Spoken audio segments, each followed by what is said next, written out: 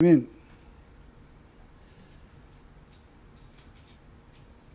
أعوذ بالله من الشيطان الرجيم.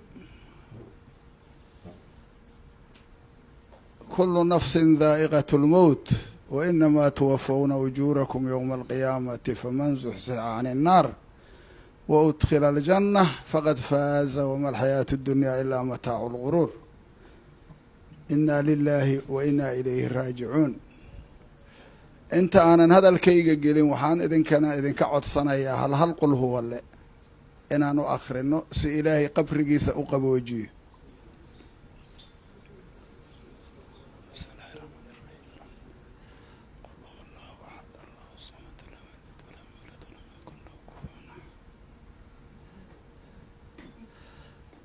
اللهم اغفر له وارحم. إلهي دين بيجي سهر دافو هنا قلنا حريست وأنت أنكري كرن runtii waana nasiibsadaan isleeho sida loogu duceeyey aad iyo aad ayay ummadda Soomaaliyeed meel kasto ay joogto oo uga dhintay waana u duceeyeen insha Allah ilaahayna waa u aqbala aqlabiyadooda runtii aad iyo aad ayaan idin daawanayay qalbigiina iyo qulubtiina sida uu idin taabta injineer Yariisow wuxuu ahaa nin baariya geesina ah binu aadankana isku maheliyo geesinimo iyo baarinimo wuxuu ahaa nin shibila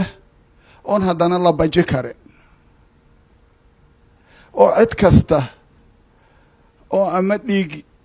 cabnimo lagu tuhmaayo ama hub iyo waxyaabahaas loo malayhaayo ama alla ka baqdin yara loo malayhaayo ma ka baqayn injineer Yariisow waxaa la dhihi karaa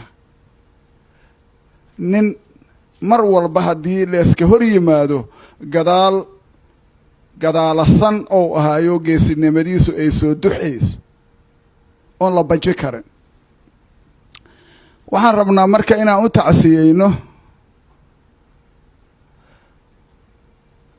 dadkii uu ka geeriyooday oo ay ugu horeeyaan caruurtiisa qoyskiisa xaaskiisa iyo caruurtiisa qaraabadiisa ahaladiisa guud ahaan ummadda Soomaaliyeed marka laga reebo kuwa inuu dhinto jeclay marka laga reebo waxaan gaar ugu sii tacsiyeynaynaa dadka agoontinimoobay oo gobolka Banaadir runtii aad iyo aad ayay uga muuqataa maamulka gobolka Banaadir dhibaatada soo gaartay wijiyada waan arki jira dadkan iyagoo faraxsan waa arki jira maantana tiiraanyo ayaa ka muuqata waana raadka oo ku reebay injineer Yariisow hogaamintiisa waxaan idin leenahay marka insha Allah dadka reer Banaadir ama magaalo madaxda mar walba waxaa ku jira dad waxtara insha Allah ilaahay aan ka rajeeyaa marka mid khayr qaba oo bedelkiisiya inuu ilaahay mataqaanaa madaxda qaranka oo idin kaga soo xulo oo markaasi tiiraanyada idin haysata wax uun ka dabcaan maba tirmi doonte waxaan rabaa marka inaan wax ka iraahdo taariikhdana wax yar ku naqdo injineer Yariisow in la dilo oo loo hawoodo waxaa sababay ama sababay kara ood mar walba arki kartiin cadawgu sidiisa midna waa argagaxis oo waa leesla yaqaan laakiin kuwa u hanjabaya oo gudaha ku jira oo baaqa bixinaya in injineer yariisow dad nacab oo jiriyo carabka ku dhifanaya waa kuwa aan leeyahay tacsiyadana lama leh maxaa yeelay ma ka nixin ninkii shirqoolay iyo ninkii ku faraxaba ma ka naxayaan markaad dhimato waxaan leeyahay marka shalay iyo maanta iyo birita waaye adduunya sideedaba shala maxaa soo dhacay maanta la joogana maxaa socda birina maxaa dhici doona biri ilaahay yaa iska leho mar walba wixii mustaqbala waa la odorosaa laakiin ilaahay ayaa ku shaqale shalay gobolkan Banaadir dokumentigaas aad arkaysiin waa sharcigii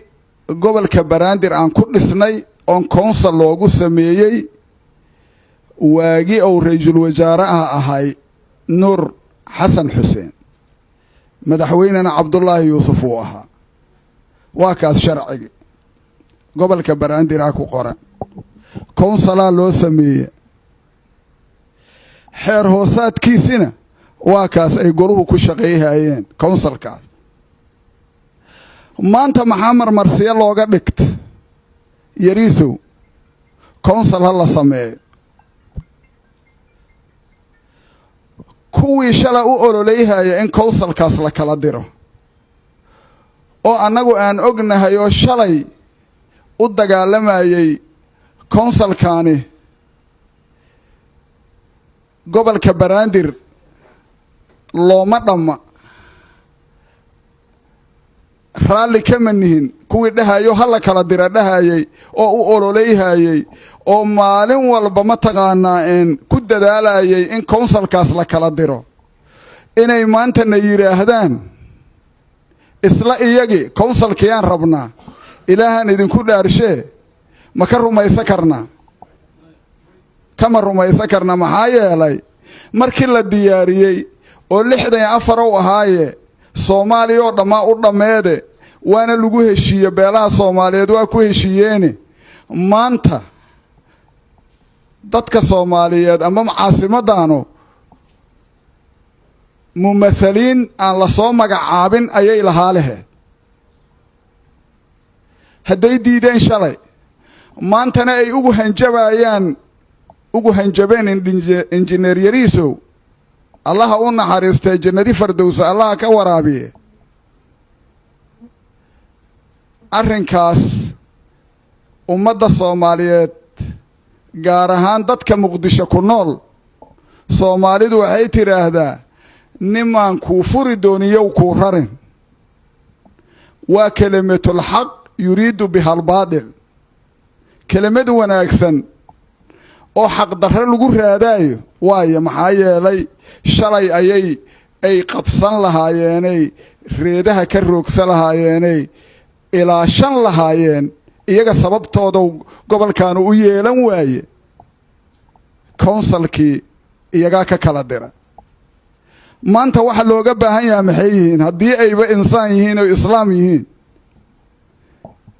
waxa looga baahan yahay waxay yihiin hadday run sheegayaan barlamaanka Soomaaliyeed inay ka dhex ololeeyaan ee maqaamkii Muqdisho ee dastuurkeena ku meel gaarka ku yaalo inay ma taqaanaa iyagoo wada oo shuruucda dalka maraya in la arkay aan anagu ku aamini karnaa haddana waxaan leenahay nin kasta oo ilaahay wuxuu leeyahay walaa yahiqul makru sayyi'u illa bi ahli nin kasta ee wax makri fala ee xumaan ka shaqeeya isagay ku dhacay iyaga marka waa ku dhici doontaa iyagana maxaa yeelay ilaahay haddaad khalad gasho injineer yariisow dadaa dila dadkuna gudaha waa ku jiriya ee bannaanka kaliya maaha argagixisada kaliya maaha waa la gacan siiye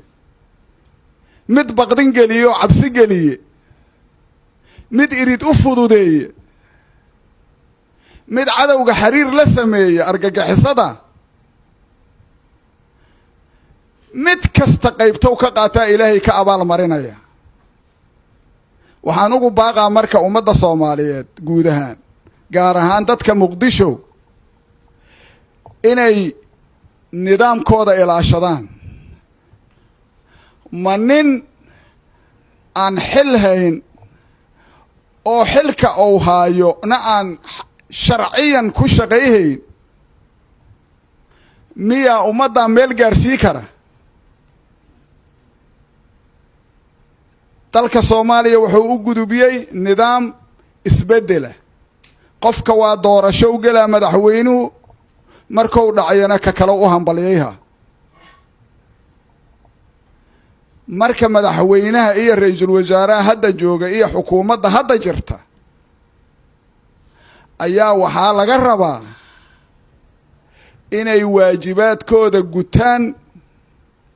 dadkii injineeriyadiisa uu ka dambeeyay dilkiisana